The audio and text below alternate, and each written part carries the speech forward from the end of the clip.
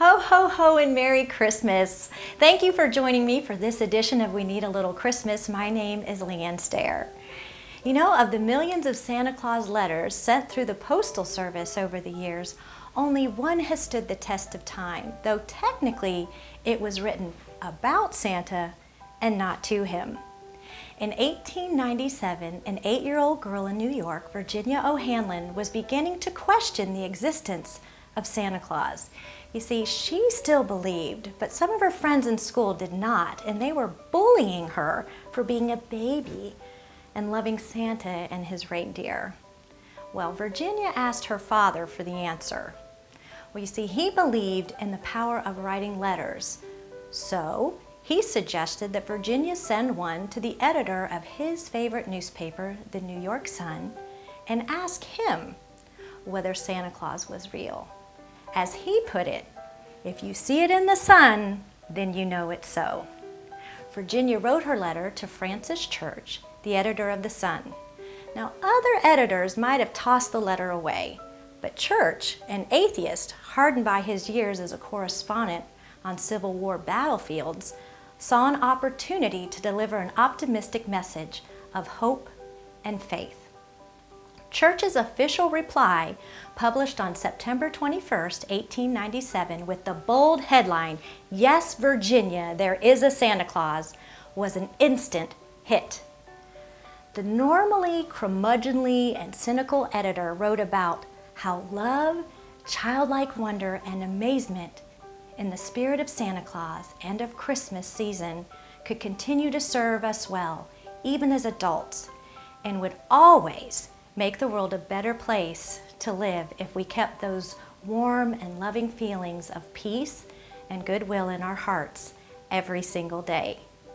Now, it remains to this day the single most reprinted editorial in the history of American newspaper publishing. Church died in 1906 and is buried near another legendary New York writer, the one who first introduced Santa Claus to American culture in 1812, Washington Irving. Each year at Christmas time, people gather at Church's alma mater, Columbia University, to read Virginia's letter and his editorial aloud beside a blazing hearth. Little Virginia grew up to become a teacher. She spent her entire life telling her special Santa Claus tale and encouraging children and adults to make a habit of writing letters.